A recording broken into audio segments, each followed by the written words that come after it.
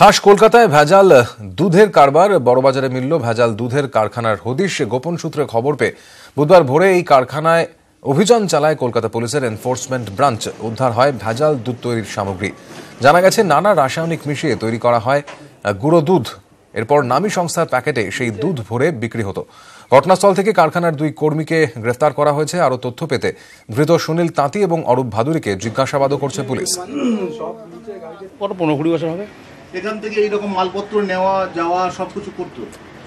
দেখতাম সব ওরা করতো, আমরা তো ডাইরেক্টলি দেখতাম না কোনো সময়। ওখানে আমরা এদিকে কাজ করতাম। কি জানতেন ওখানে কি হয়?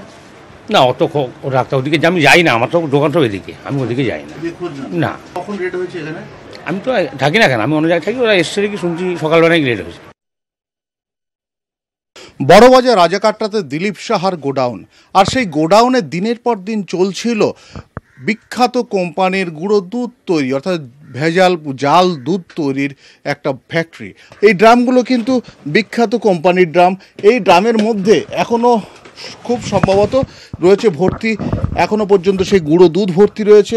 সেই গুঁড়ো দুধ এখানে সম্পূর্ণ সিল করা অবস্থায় রয়েছে।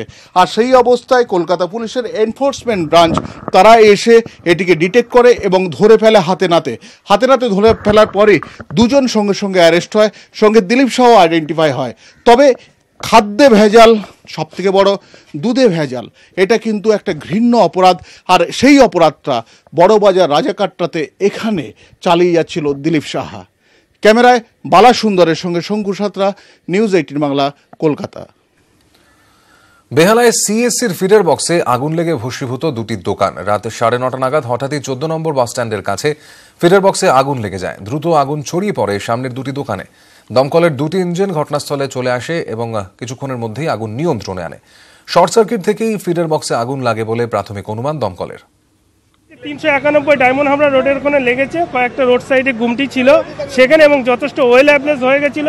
পাশে একটা ব্যাংকের নিচে একটা দোকান ছিল, সেই দোকানটাও অনেকটা আগুনের ফুলকি ছিল এবং একটু ফ্লেমও ছিল। সেটাকেও আমরা তাড়াতাড়ি ওটাকে এক্সটিংগুইশ করে, যা খুব শর্ট টাইমের মধ্যে আমরা এটাকে এক্সটিংগুইশ করতে পেরেছি এবং লোকাল লোকের সহযোগিতাও আমরা যথেষ্ট পেয়েছি।